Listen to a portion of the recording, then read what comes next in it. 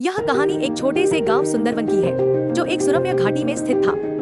यहाँ की हरी भरी धरती, रंग बिरंगे फूल और एक छोटी सी नदी जो हंसते खेलते बहती थी इसे और भी खास बनाती थी।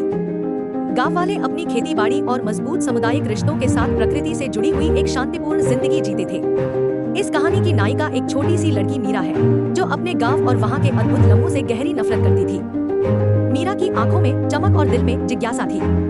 उसने अपना बचपन सुंदरवन में बिताया था जहां उसका हर दिन नई रोमांचक यात्राओं से भरा हुआ था।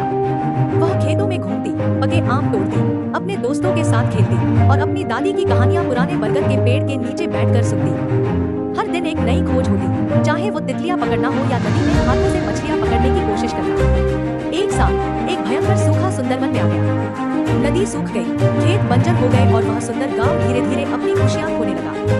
गाँव वाले परेशान थे और मीरा भी चिंतित थी। वह समझ नहीं पा रही थी कि वह प्रकृति जो कभी उन्हें खुशियाँ देती थी अब ऐसी मुश्किल क्यों पैदा कर रही थी। अपने परिवार और दोस्तों को तकलीफ में देख मीरा ने ठान लिया कि उसे कुछ करना होगा। गांव के स्कूल में पढ़ाई के दौरान और अपनी दादी से ज्ञान प्राप्त करते हुए मीरा ने वर्षा जल संचयन के बारे में जाना। उसने गाँव वालों को इस उपाय के बारे में बताया और छोटे छोटे जलाशयों को बनाने का सुझाव दिया। शुरुआत में लोग संकोच कर रहे थे, लेकिन मीरा की उम्मीद और जुनून ने उन्हें प्रेरित किया। मानसून आया और गाँव वालों ने सांस से थाम कर देखा कि उनके बनाए बारिश का पानी यह काम कर रहा था। जमा हुआ पानी उनके खेतों को फिर से जीवन दे रहा था और नदी भी फिर से सुंदर में फिर से हरा भरा हो गया और गाँव में खुशी की लहर दौड़ गई।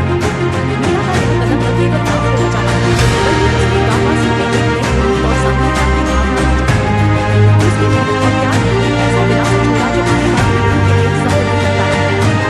गाँव वाले हर साल मीरा का